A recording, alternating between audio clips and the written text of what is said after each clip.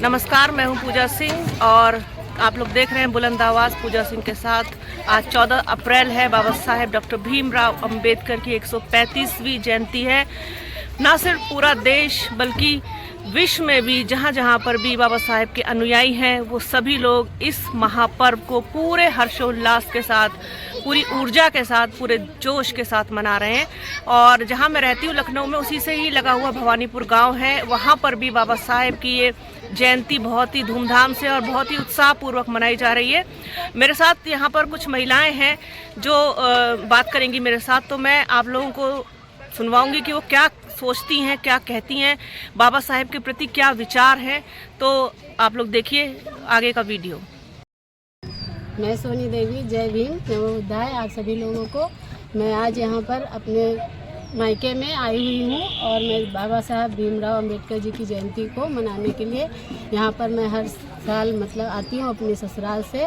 और बाबा साहब जो हमारे मसीहा हैं, उनको जो नहीं समझता है वो बिल्कुल इंसान तुच्छ सोच वाला व्यक्ति होगा जो हमारे बाबा साहब को नहीं समझेगा। बाकी बाबा साहब हमारे जो हैं, उन्होंने जो हमारे समाज के लिए किया है शायद ही अब कोई कर पाएगा। और बाबा साहब ने महिलाओं को जो आज़ादी दी है, नहीं तो चार दीवारी के अंदर घुटकर स्त्रियां मर जाती और वो समाज का दर्पण नहीं देख पाती। मगर आज भी बहुत सारे ऐसी मानसिकता के लोग हैं जो बाबा साहब को हमारे नहीं समझते हैं। जब ऐसी बात आती तो मुझे रोना भी आ जाता है।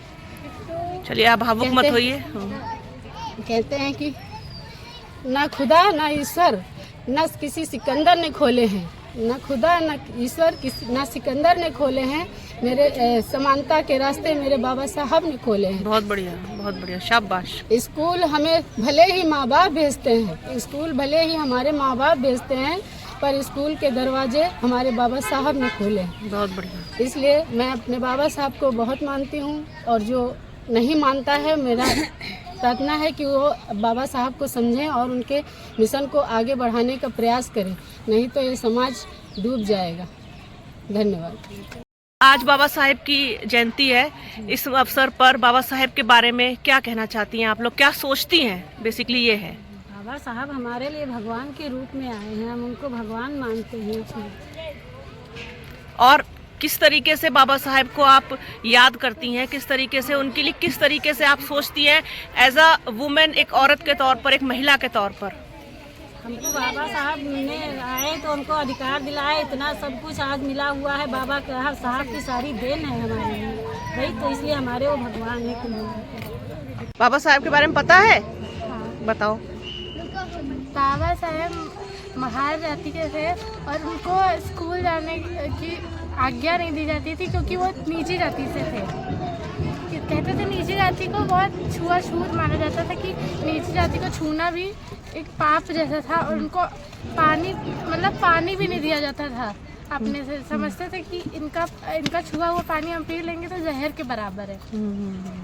तो अगर उन्होंने सोचा कि हम ऐसी बुक लिखेंगे जिसमें कि सबको बराबर का अधिकार मिले और ये सब छुआछूत जो है सबसे वो ख़त्म हो जाए, तो फिर उन्होंने कॉन्स्टिट्यूशन लिखा ताकि जो ये छुआछूत और महिलाओं के प्रति ये सब दुर्व्यवहार है वो ख़त्म हो जाए। इसलिए उन्होंने बहुत मेहनत की और जो दलित है उनको स्पेशली अधिकार दिलाया कि तुम पढ़ो, तुम आगे बढ़ो और अपने देश के लिए बहुत कुछ करो। इसलिए तो थैंक यू मैं बोलना चाहती हूँ बाबा साहब को कि उन्होंने जो दलित है उनके लिए बहुत कुछ करा है दुनिया में। शाबाश, वेरी गुड।